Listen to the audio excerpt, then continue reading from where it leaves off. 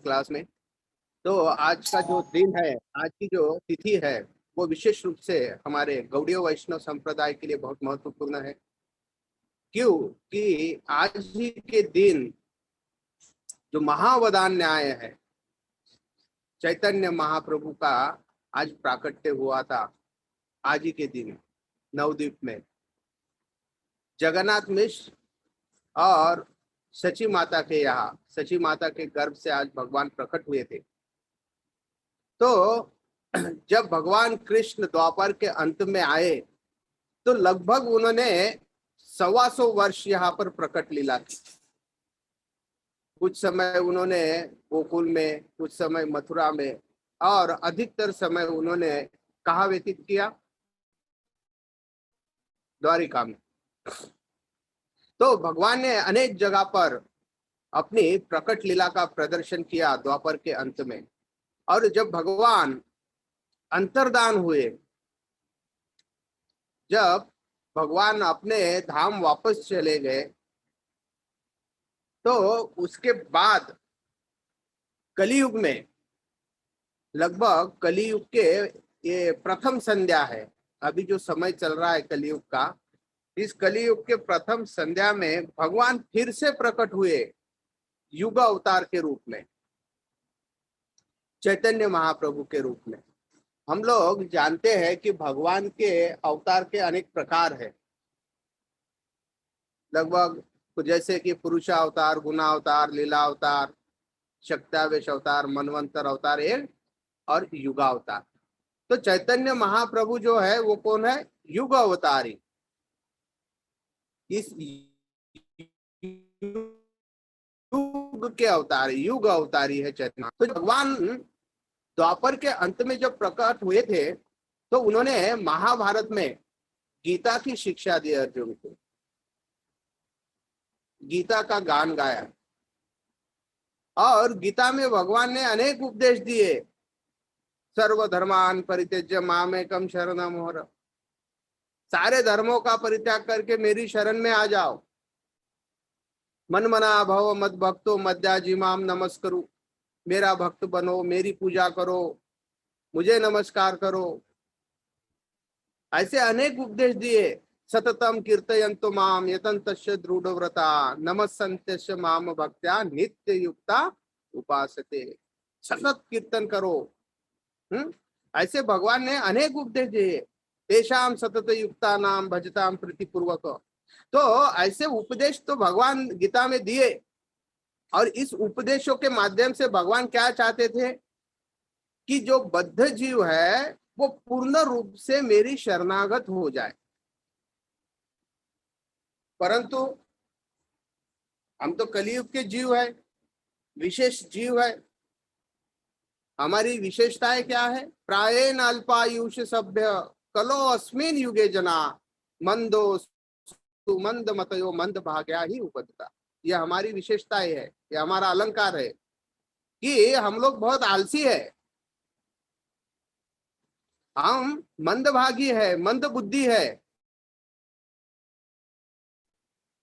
अब ऐसे जीवों के लिए भगवान ने जो गीता में उपदेश दिया, अब इस उपदेश को पचाने की शक्ति हम लोगों में है नहीं। अब देखिए कि जब छोटे बच्चों को हम लोग स्कूल में भेजते हैं तो टीचर जो है या फिर घर में भी जब बच्चों को पढ़ाते हैं तो उसको कैसे पढ़ाया जाता है? उसके पीछे लगना पड़ता है हमको। अरे पढ़ो पढ़ो पढ़ो, तब जाके हम पढ़ते हैं। उसका हाथ पकड़कर हम उसे लिखना सिखाते हैं। तो भाई भगवान ने तो ये सारी बातें गीता में कही, तो उसको फॉलो करेगा कौन? तो उसको बताने के लिए, वो शिक्षा देने के लिए कोई तो चाहिए। अब जब भगवान पूर्ण शरणागति की बात कर रही है तो उस प्रकार का टीचर भी तो होना चाहिए। पूर्ण शरणागति कैसे की जाती है, भगवान से पूर्ण शरणागत होकर भगवान की भक्ति किस प्रकार से की जाती है, वो बताने के लिए उस योग्यता का टीचर भी चाहिए। तो इसीलिए आज हम लोग जो चैतन्य महाप्रभु आज के दिन जो प्रकट हुए, वो किस कारण से प्रकट हुए, उस कारणों के ऊपर संक्षिप्त में चर्चा करेंगे।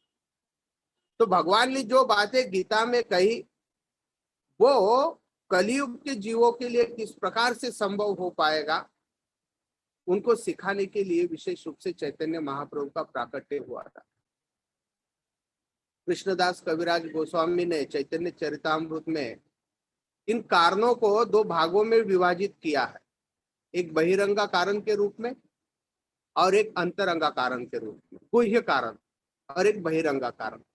तो संक्षिप्त में हम लोग इस कारणों के विषय में चर्चा करते हैं। पहले हम लोग थोड़ा अंतरंगा कारण के विषय में चर्चा करते हैं। तो चैतन्य चरितामृत में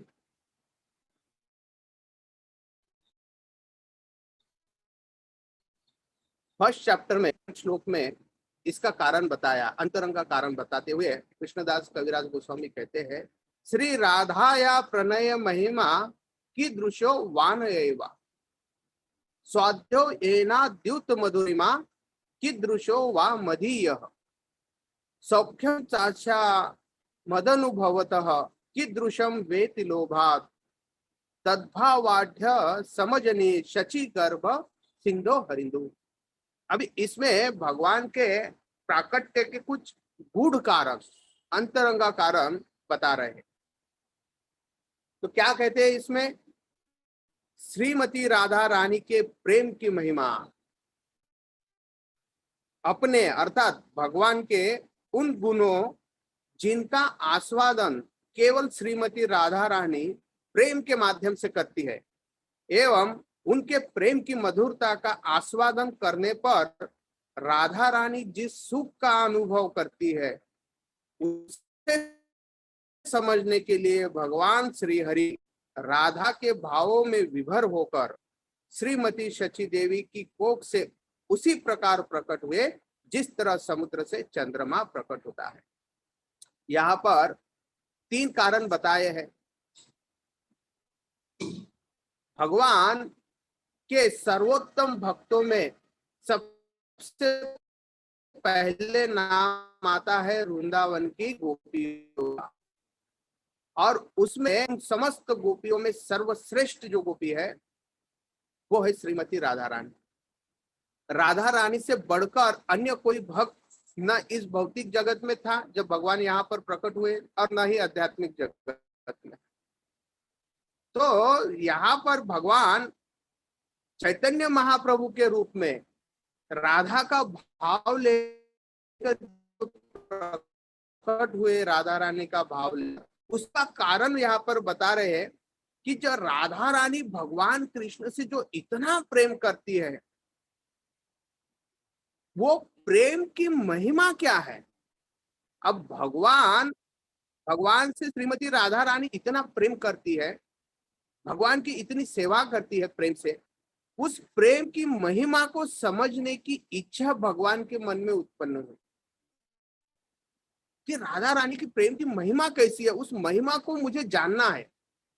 भगवान विचार करने लगे, जब भगवान यहाँ से अप्रकट हुए थे, अंतर्धान होकर अपने धाम में गए, तब भगवान ये सोचने लगे कि राधा रानी की प्रेम की महिमा को मुझे समझना है।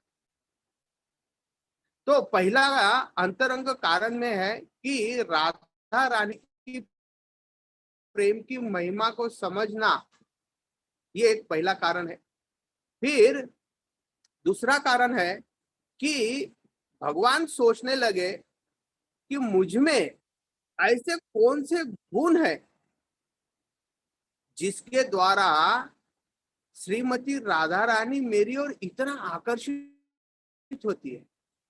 मेरे स्वयं के गुण मुझे जानना है जिसके कारण से राधा रानी मेरे प्रेम में पागल हो गई। तो उस गुणों को मुझ में कौन कौन से गुण है, उस गुणों को मुझे जानना है, ऐसी इच्छा भगवान के मन में उत्पन्न हुई। तो उन गुणों को जानने के लिए, स्वयं के गुण जानने के लिए, अब स्वयं के गुण स्वयं तो जान नहीं सकता, भगवान तो भगवान है और राधा रानी भगवान की भक्त है। तो भगवान सोचे कि जब तक मैं भक्त बनकर स्वयं की भक्ति नहीं करूंगा तब तक मुझे पता नहीं चलेगा कि मुझ में अपने गुण क्या है। तो उन गुणों को जानने के लिए भगवान के मन में इच्छा प्रकट हुई। तो यह है दूसरा कारण कि स्वयं के गुण को जानना। अब तीसरा कारण जो है, जो राधा रानी जो भगवान की सेवा करती है, प्रेम पूर्वक सेवा करती है, भक्ति करती है, उस भक्ति का स्वभाव क्या है, उस सेवा का स्वभाव क्या है, उस स्वभाव को, उन भक्ति के गुणों को जानने के लिए भगवान के मन में इच्छा उत्पन्न हुई। तो ये एक तीसरा कारण है। अब ये तीनों कारणों को यदि हम लोग देखेंगे तो इसमें हमारे जैसे बद्ध जीवों का कुछ विशेष रोल नहीं दिखता। इन तीनों कारणों में भगवान का स्वयं का स्वार्थ छिपा हुआ है। भगवान का स्वार्थ इन तीन कारणों से प्रदर्शित होता है कि भगवान को इन तीन कारणों को स्वयं जानना है, स्वयं अनुभव करना है। तो इसीलिए हम लोग अंतरंगा कारण को यहीं पर रोक देते हैं, क्योंकि ये तो भगवान का अपना पर्सनल सब्जेक्ट है, भगवान का अपना पर्सनल मैटर है, ये भगवान खुद उससे डील करना चाहते हैं। तो इसीलिए हम लोग अंतरंगा कारण के विषय में ज्यादा डिटेल में चर्चा नहीं करेंगे। अब हम लोग बहिरंगा कारण की ओर मुड़ते हैं। अब बहिरंगा कारण क्या है, भगवान के प्राकट्य के बहिरंगा कारण क्या है? तो उस संबंध में चौथे नंबर के श्लोक में फर्स्ट चैप्टर के कहा गया है, अनर्पित चरिम चिरात करुणया अवतीर्ण कलो समर्पयितुम उन्नत उज्ज्वल रसा स्वभक्ति श्रेया। ये बहिरंगा कारण हमारे बहुत काम के हैं। क्या कहा गया है? अनर्पित, जिसको पहले कभी अर्पित नहीं किया गया, प्रदान नहीं किया है। अनर्पित चरिम चिरात, दीर्घ काल से जिस चीज वस्तु को, जिस विषय को प्रदान नहीं किया गया, अनर्पित चरिम चिरात अवतीर्ण करुणया अवतीर्ण, तुम उसको प्रदान करने के लिए उज्ज्वल उन्नत उज्ज्वल, अर्थात जो प्रेमा भक्ति है, प्रेमा है, भगवान की भक्ति के 5 मुख्य भाव है। 5 में से 4 बड़े दिव्य भाव है। एक तो है शांत रस, शांत रस में भगवान की भक्ति होती है। उसके अतिरिक्त जो 4 भाव है, दास्य, साख्य, वात्सल्य और माधुर्य, ये दिव्य भाव है। इसमें भगवान के साथ प्रेम का आदान प्रदान होता है। इन भावों के द्वारा एक भगवान के साथ प्रेम का आदान प्रदान करता है। और इन चारों भावों में से सर्वश्रेष्ठ भाव जो है, सर्वश्रेष्ठ जो रस है, वो है माधुर्य रस। और श्रीमती राधा रानी जो है, ये माधुर्य रस की पराकाष्ठा है। श्रीमती राधा रानी और अन्य गोपियां जो है, वो भगवान की सेवा इस माधुर्य रस में करती, माधुर्य भाव में करती है। अब ये माधुर्य भाव जो है, वो केवल ब्रज में पाया जाता है।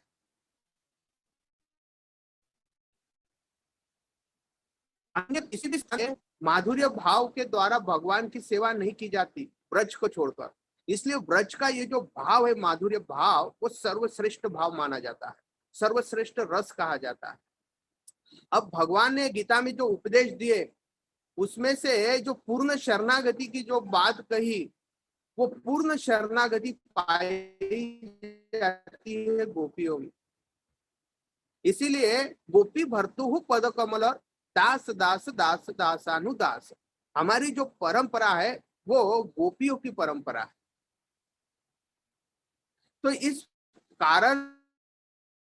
पहले कारण में क्या बताया गया है कि ये जो उन्नत उज्ज्वल रस जो है, माधुर्य रस का जो सर्वश्रेष्ठ भाव है, उसे प्रदान करने के लिए चैतन्य महाप्रभु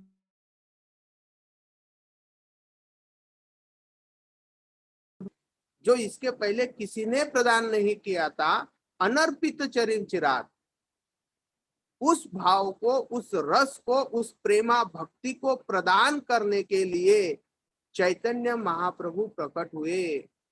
भगवान कृष्ण श्रीमती राधा रानी का भाव लेकर चैतन्य महाप्रभु के रूप में प्रकट हुए। यह पहला बहिरंगा कारण है।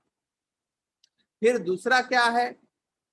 फिर दूसरे कारण बताते हुए कृष्णदास कविराज गोस्वामी कहते हैं कि ये सब जो है, ये उन्नत उज्जवल रस जो है, प्रेमा भक्ति है, ये प्रेमा भक्ति का दान या प्रेमा भक्ति का जो भाव है वो बद्ध जीवों में विकसित होगा कैसे? उसके लिए कुछ माध्यम तो होगा। तो वो माध्यम क्या है? गोलोकेर प्रेम धन हरि नाम संकीर्तन। ये गोलोक का जो प्रेम धन है वो क्या है?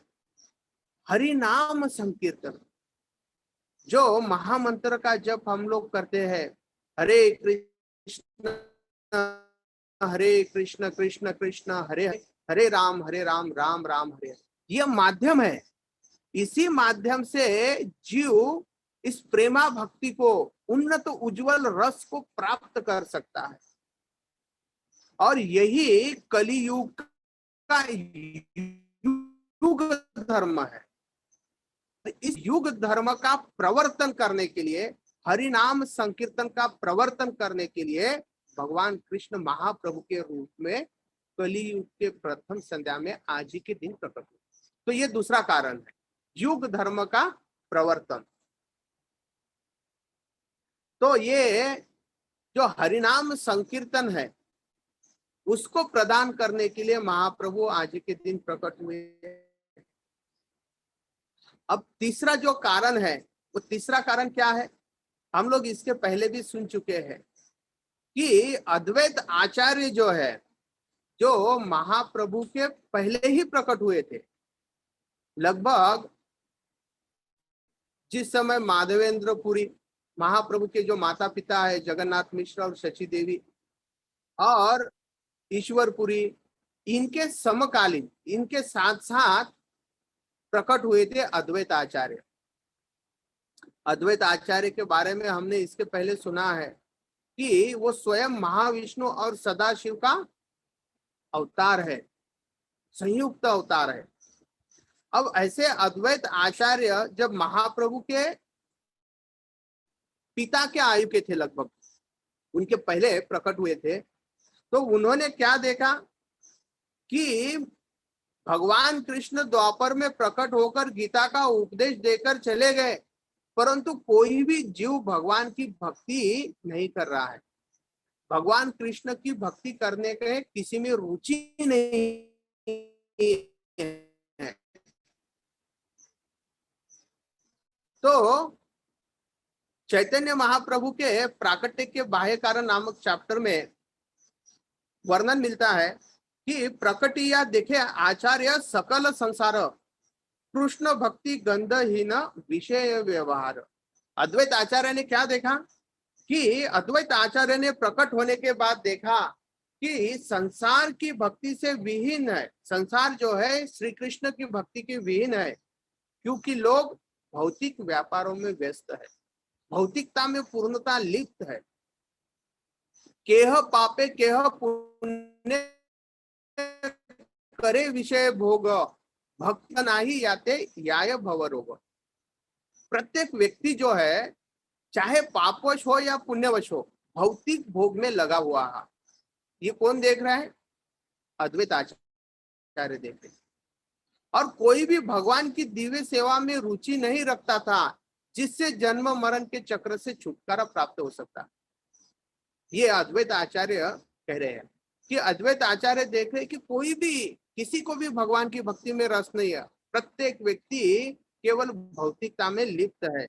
लोक गति देखी आचार्य करुण हृदय, विचार करे न लोकेर कैसे हित है। लोगों की इस अवस्था को देखकर संसार के कार्यकलापों को देखकर आचार्य के मन में दया उत्पन्न हुई। अद्वैत आचार्य के मन में दया उत्पन्न हुई और वे विचार करने लगे कि वे जनता का हित कैसे करे। इनको इस भौतिकता में लिप्त इन लोगों का उद्धार कैसे हो, इसके विषय में विचार करने लगे। विचार करते करते वो सोचने लगे, आपने श्री कृष्ण यदि करे न अवतार, आपने आचार्य भक्ति करे न प्रचार। यदि श्री कृष्ण अवतार के रूप में प्रकट हो तो वे स्वयं अपने व्यक्तिगत उदाहरण के द्वारा भक्ति का प्रचार कर सकते हैं।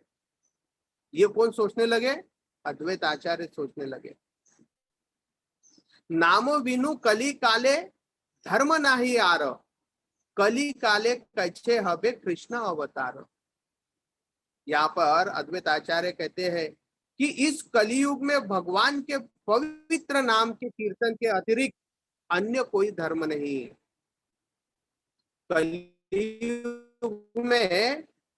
कलियुग का एकमात्र धर्म क्या है? भगवान के पवित्र नाम का कीर्तन, हरि नाम संकीर्तन। लेकिन इस युग में भगवान किस तरह अवतार लेंगे? तो यहाँ पर अद्वैत आचार्य कह रहे हैं कि एकमात्र उपाय है भगवान के हरि के नाम का कीर्तन, यही भक्ति है। हरि नाम का जप करना यही भक्ति है। भावे करीब कृष्णेर आराधन, निरंतर सदन्य करीब निवेदन। अब अद्वैत आचार्य ने विचार किया कि मैं शुद्ध मन से कृष्ण की पूजा करूंगा, मैं उनसे निरंतर विनीत भाव से निवेदन करूंगा। तब अद्वैत आचार्य ने क्या किया? तुलसी दल मात्रे न जलस्य चुलुके नवा, विक्रीनीते सोमात्मान भक्तेभ्यो भक्त वत्सल। अपने भक्तों के प्रति अत्यंत वत्सल श्री कृष्ण अपने आप को उस भक्त के हाथ बेच देते हैं जो उन्हें केवल तुलसी दल तथा एक अंजलि भर जल अर्पित करता है। तब अद्वैत आचार्य ने क्या किया? प्रतिदिन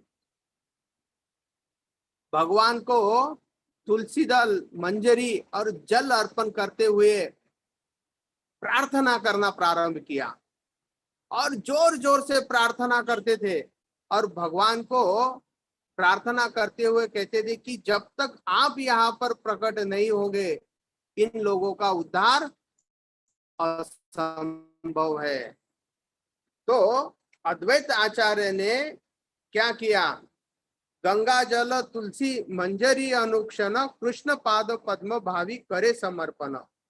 और ये तुलसी मंजरी और जल अर्पण करते हुए कृष्णेर आह्वान करे करिया हुंकार, ये मते कृष्णेरे करा इल अवतार। और हुंकार भरते थे, जोर जोर से प्रार्थना करते थे कि आपको यहाँ पर आना ही पड़ेगा और स्वयं भक्ति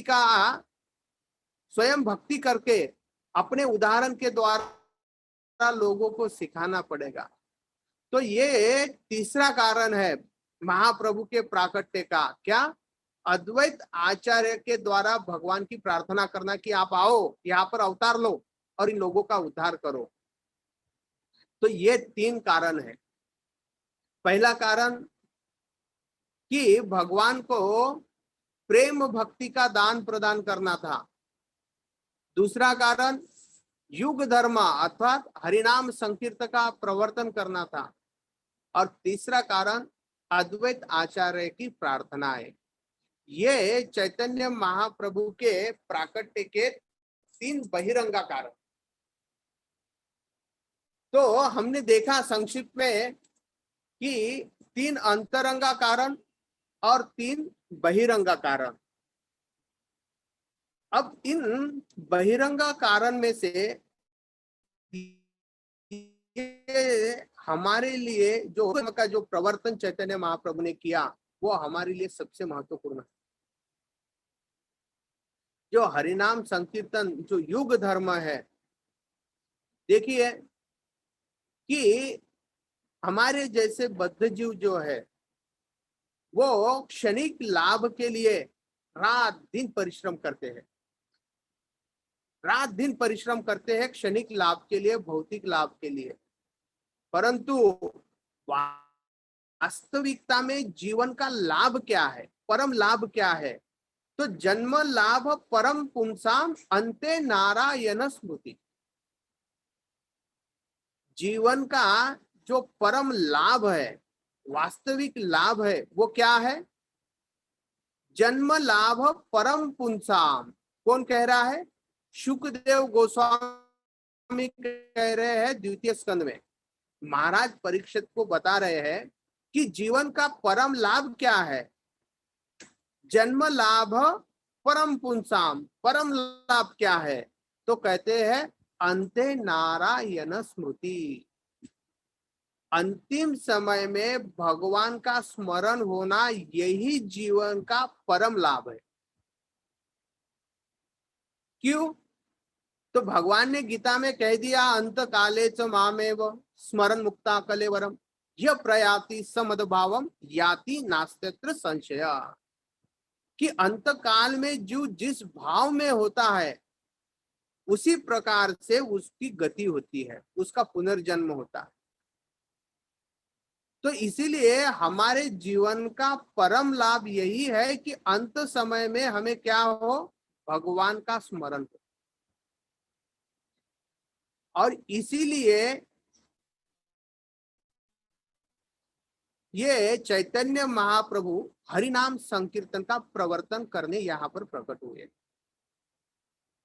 और यह हरिनाम संकीर्तन जो है, वो केवल हमारे जैसे बद्ध जीवों के लिए नहीं है, केवल बद्ध जीवों का उद्धार करने के लिए नहीं है। तो सुखदेव गोस्वामी आगे कहते हैं परीक्षित महाराज से कि एतत् निर्विद्यमानानाम इच्छताम अभूत भयम योगिनाम नृप निर्निधम हरेर नामानुकीर्तनम। ये जो हरिनाम का जो कीर्तन है, हरिनाम संकीर्तन है, वो केवल बद्ध जीवों के लिए नहीं है। वो किसके लिए है? एतत् निर्विद्यमाना नाम। देखिए, निर्विद्यमाना नाम का अर्थ क्या होता है? जो समस्त भौतिक इच्छाओं से मुक्त हो चुके हैं, उनके लिए भी हरिनाम संकीर्तन है। एतत् निर्विद्यमाना नाम इच्छताम। और किनके लिए है?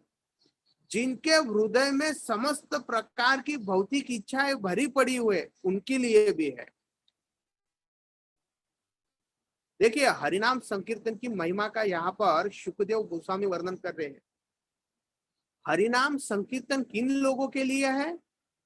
पहले बताते निर्विद्यमाना नाम, जिनके हृदय भौतिक कलमोशों से मुक्त हो चुके हैं, उन लोगों के लिए भी हरिनाम संकीर्तन है।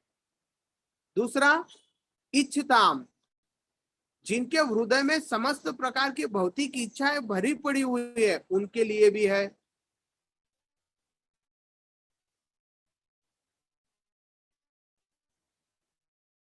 अभूत भया, जो सप्रार के से और भय से मुक्त हो चुके हैं, ऐसे लोगों के लिए भी हरिनाम संकीर्तन है।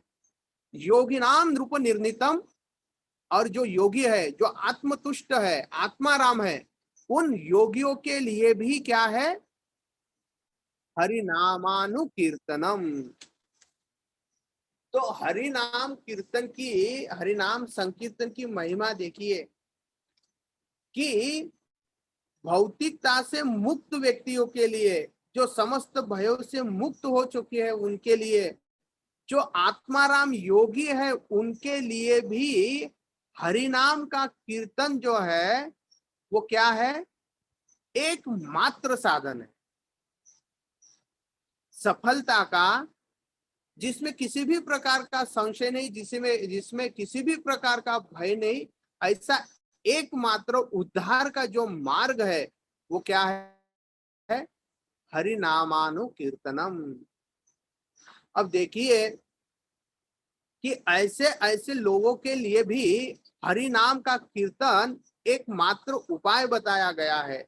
तो हमारे जैसे बद्ध जीवों के लिए इसका कहना ही क्या?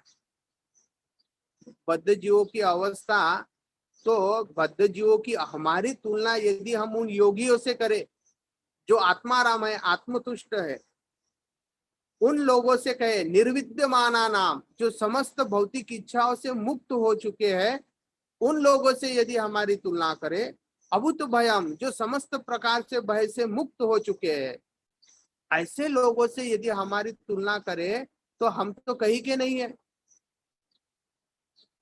वो लोग तो कैसे ना कैसे अध्यात्म में अपना जीवन व्यापन कर रहे हैं, परंतु हमारी क्या गति है?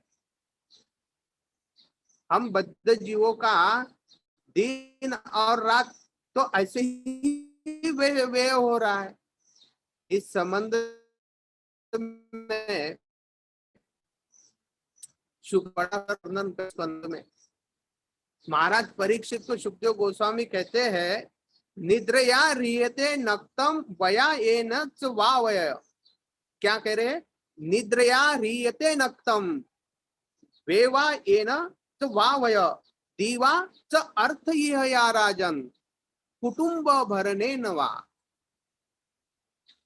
हमारी बद्ध जीवों की स्थिति क्या है उसके विषय में, और हमें हरिनाम का, हमारे लिए हरिनाम संकीर्तन कितना महत्वपूर्ण है, ये बताने के लिए सुखदेव गोस्वामी कह रहे हैं कि हम लोग क्या कर रहे हैं, बद्ध जीव क्या कर रहा है, तो कहते हैं निद्रया रियते नक्तम, उसकी रात्रि कैसी जाती है, तो कहते सोने में गंवा देता है।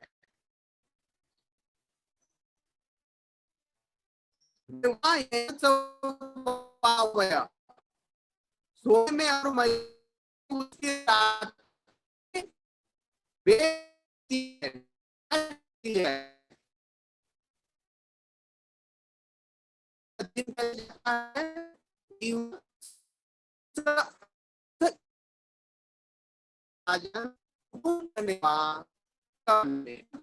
यह हमारी स्थिति है बद्ध जीवों।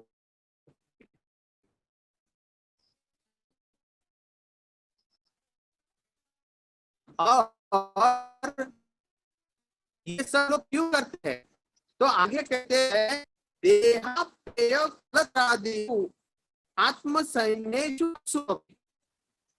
कलत्रादिषु आत्मसैन्येषु असत्सु अपि तेषां प्रमत्तो निधनम पश्यन् अपि न पश्यति। बहुत सुंदर बात यहाँ पे सुखदेव गोस्वामी कहते हैं, क्यों कि हम लोग जो है आसक्त है किसमें, देह अपत्य कलत्र आदिषु। हमारी आसक्ति इस देह में है। ये जो नश्वर देह है जो कभी भी समाप्त हो सकता है, इस देह में हमारी आसक्ति है। अपत्य, हमारे संतानों में हम लोग आसक्त है। कलत्र, अपनी पत्नी में आसक्त है। और आदिशु, आदिशु का अर्थ है इस शरीर के साथ जो भी संबंधित है, वस्तु हो या व्यक्ति हो, इन सब में हम लोग आसक्त है।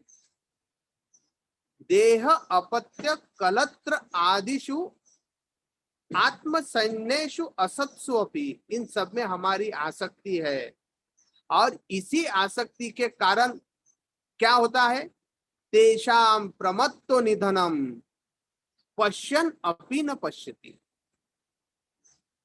क्या कह रहे हैं, इसी आसक्ति के कारण जो बद्ध जीव है, हम लोग है, न वास्तविक सुख को देख पाते हैं, समझ पाते हैं, न वास्तविक दुख को समझ पाते हैं।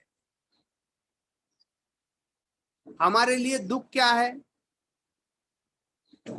जिन जिन वस्तुओं की हमें कमी होती है वही हमारे दुख का कारण है वास्तविकता में। जैसे आज ये नहीं, वो नहीं, ये करना है, वो करना है, और उसके कारण से हम लोग दुखी है। परंतु परीक्षित महाराज से सुखदेव गोस्वामी क्या कह रहे हैं, वास्तविक दुख ये नहीं है। वास्तविक दुख क्या है, तो कहते हैं तेषां प्रमत्तो निधन, ये जो मृत्यु है ये वास्तविक दुख है। और इस दुख के विषय में हम कभी चिंता ही नहीं करते। कभी हम में से आज तक इस बात को लेकर कभी टेंशन आया है कभी? हमको स्ट्रेस आया कि अरे कल जाके मैं मरने वाला हूँ? कभी ऐसा इस बात को लेकर कभी हम लोगों ने टेंशन लिया क्या आज तक? कभी नहीं लिया। हम टेंशन किस बात के लिए लेते हैं? कि मुझे अच्छी नौकरी नहीं मिली, मेरे अच्छा घर नहीं है, मेरे पास गाड़ी नहीं है, मेरे पास बैंक बैलेंस नहीं है। इन बातों को लेकर हम लोग हमेशा स्ट्रेस में रहते हैं, टेंशन में रहते हैं। परंतु आज नहीं कल जाके मैं इस संसार से चला जाऊंगा, मेरी भी मृत्यु होगी, इस बात को लेकर हम में से कोई परेशान नहीं हुआ है आज तक। आप सोचिए, तो ये वास्तविक दुख है। जन्म मृत्यु जरा व्याधि जो है, यही जीवन का वास्तविक दुख है। इस दुख को लेकर हम लोग कभी भी गंभीरता से विचार नहीं करते। क्यों? देह अपत्य कलत्र आदिषु आत्मसैन्येषु असक्त। क्योंकि हमारी आसक्ति किसमें है? इस शरीर और शरीर के साथ जुड़े हुए लोगों से और व्यक्ति के साथ और वस्तुओं के साथ हमारी आसक्ति है। और इसके कारण से हम लोग इन्हीं के विषय में सोचते हैं। परंतु जो वास्तविकता है, तेषाम प्रमत्त निधनम, ये जो मृत्यु है, जो अवश्यम भावी मृत्यु है, हम लोग देखते आए हैं कि हमारे दादा परदादा नाना नानी सब गए, माता पिता भी जाएंगे, हम भी जाएंगे, हमारे बच्चे भी जाएंगे, कोई यहाँ पर टिकने वाला नहीं है। इसके विषय में हम लोग कभी गंभीरता से विचार नहीं करते। तो इसीलिए शुकदेव गोस्वामी यहाँ पे कहते हैं कि तेषाम प्रमत्तो निधनम पश्यन अपि न पश्यति। सामने मृत्यु खड़ा है,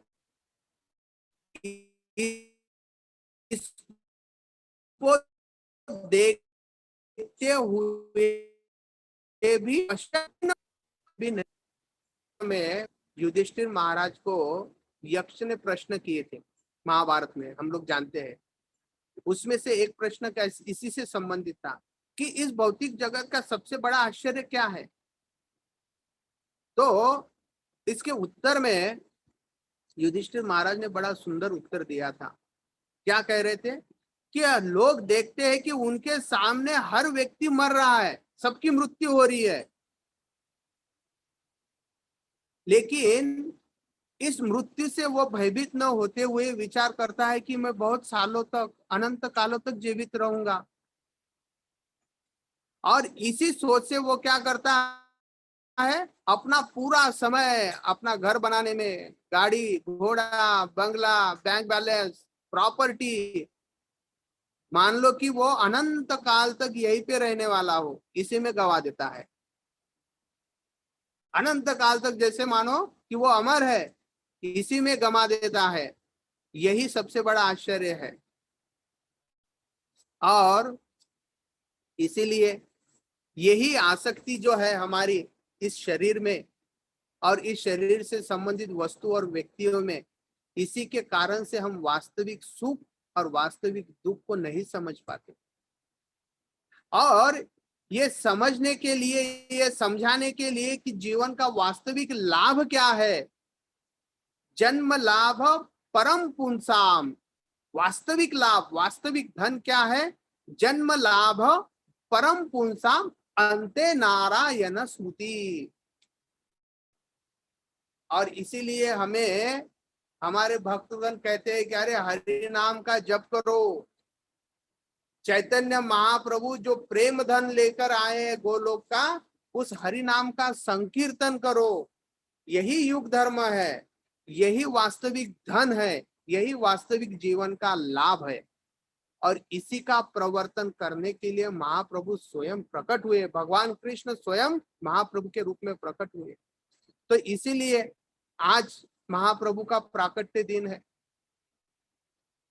इस दिन पर महाप्रभु से हमें प्रार्थना करना चाहिए कि जो धन आप लेकर आए हो, उस धन को हम लोग धन समझने की बुद्धि तो हमें आए। हम धन को कचरा समझते हैं और कचरे को धन समझते हैं।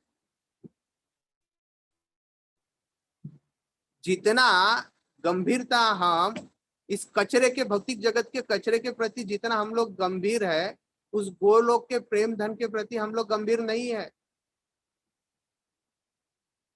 तो इसलिए महाप्रभु से आज के दिन प्रार्थना करना चाहिए कि कम से कम इस धन को धन समझने की तो बुद्धि हमें दे, ताकि हम लोग उसे बड़े ही ध्यान पूर्वक संभाल के रखे। जैसे हम लोग अपने पैसों को, अपने गहनों को, सोने को, चांदी को ध्यान पूर्वक कैसे कपाट में रख देते हैं, तिजोरी में रख देते हैं, लॉकर में रख देते हैं, क्यों?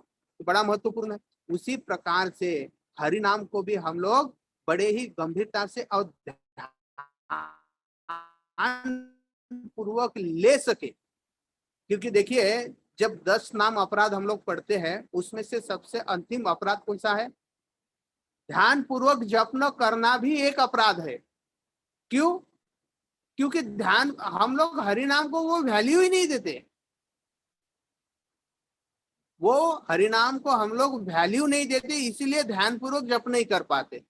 जब समझ में आएगा कि ये कितना महत्वपूर्ण है, कितना वैल्यूएबल है हरि नाम, जब महत्व समझेंगे, महत्व देंगे, तब हम लोग उसको ध्यान पूर्वक करने लगेंगे। तो इसीलिए आज के दिन महाप्रभु से प्रार्थना करना चाहिए कि हम लोग हरि नाम का ध्यान पूर्वक जप कर सके। ये आसक्ति के कारण से हम लोग क्या करते हैं कि जो भगवान है, जो सब कुछ प्रदान करने के लिए सक्षम है, हमें एक बद्ध जीव की समस्त इच्छाएं पूर्ण कर सकते हैं, ऐसे भगवान से भी हम लोग कभी हरि नाम का दान नहीं मांगते।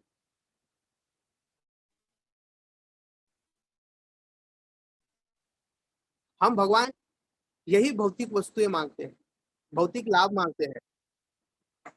इस संबंध में ध्रुव महाराज श्रीमद् भागवतम के 4th स्कंद में बड़ी सुंदर बात कहते हैं। जब ध्रुव महाराज वास्तविकता में जब गए थे वन में, वो किस लिए गए थे? कि उन्हें राज्य चाहिए था, अपने पिता से भी बढ़कर राज्य चाहिए था। भौतिक इच्छा को पूर्ण करने के लिए वो भगवान के पास गए थे। लेकिन जब भगवान ने से उनका साक्षात्कार हुआ,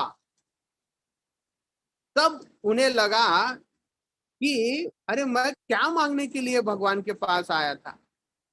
हा? मैं कांच का टुकड़ा मांगने के लिए आया था, मुझे तो हीरा मिल गया। तो उसके बाद में ध्रुव महाराज, जो 5 साल के छोटे से बालक है, वो बड़ी सुंदर बात कहते हैं इस संबंध में। नूनम विमुष्ट मतया तव ये त्वाम भवाप्ययम अन्य हेतु अर्चन्ति कल्पक तरुम पुनप उपभोग्यम इच्छन्ति यत् स्पर्शजम निरये अपि नृणाम।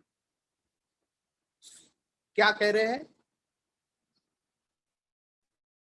नूनम विमुष्ट मतया, अवश्य ही विमुष्ट मतया मतलब उसकी बुद्धि मारी गई है। तव माययाते, किसके द्वारा? भगवान की माया के द्वारा। किसकी बुद्धि मारी गई है?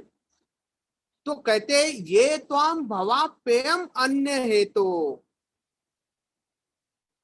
भवाप्ययम, भगवान जो है वो जीव को समस्त कष्टों से मुक्ति प्रदान कर सकते हैं, इस भव सागर से पार कर सकते हैं।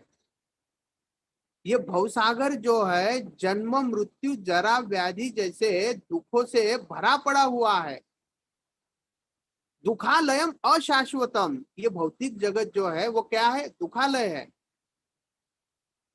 अशाश्वत है। कौन कितने समय तक यहाँ पर रहेगा, कोई भरोसा नहीं, कभी भी किसी की विकेट गिर सकती है।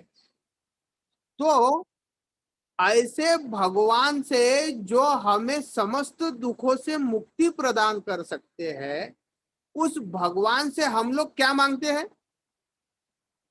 अर्चन्ति कल्पकतरुम कुनप उपभोग्यम इच्छन्ति यत् स्पर्शजम निरये अपि नृणाम।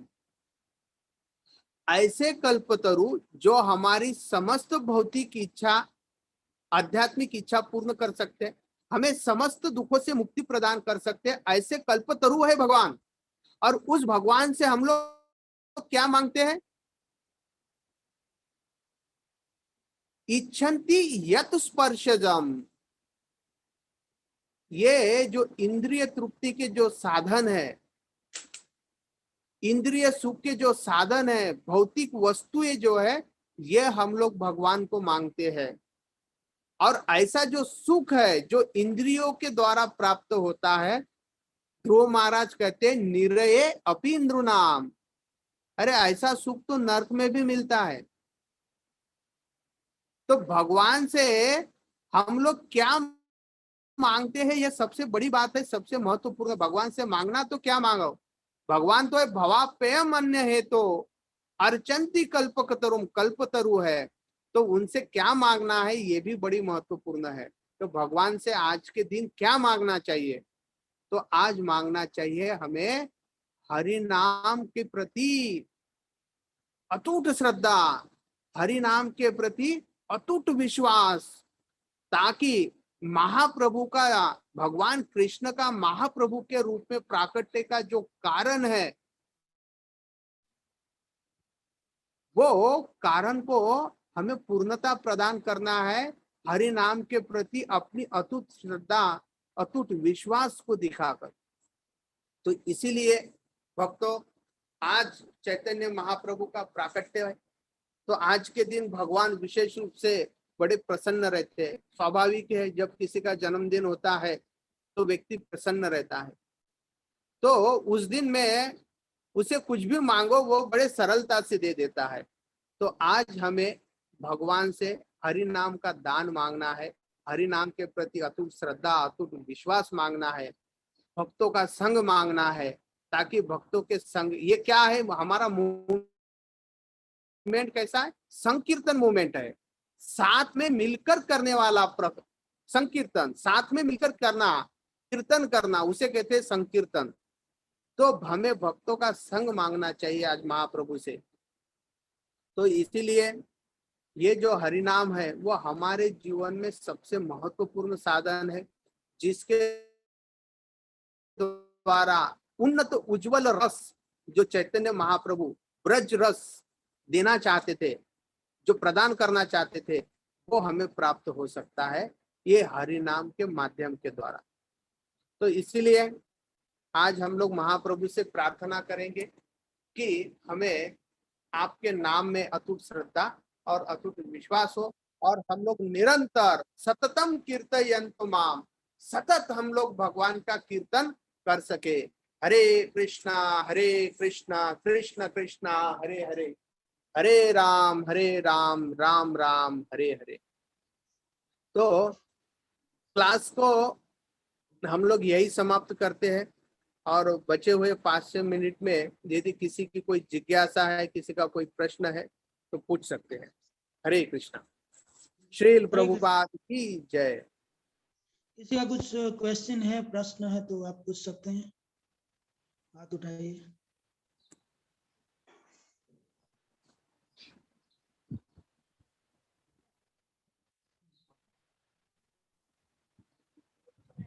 यस, किसी का कोई प्रश्न, किसी कोई जिज्ञासा है? बालकृष्ण प्रभु कुछ पूछे, पूछिए। शैलजा माता जी पूछ रहे हैं। यस माता जी। माता जी बोलिए। हरे कृष्ण प्रभु जी, दंडित प्रणाम आपको और सभी भक्तों को। मेरी जिज्ञासा नहीं है प्रभु जी,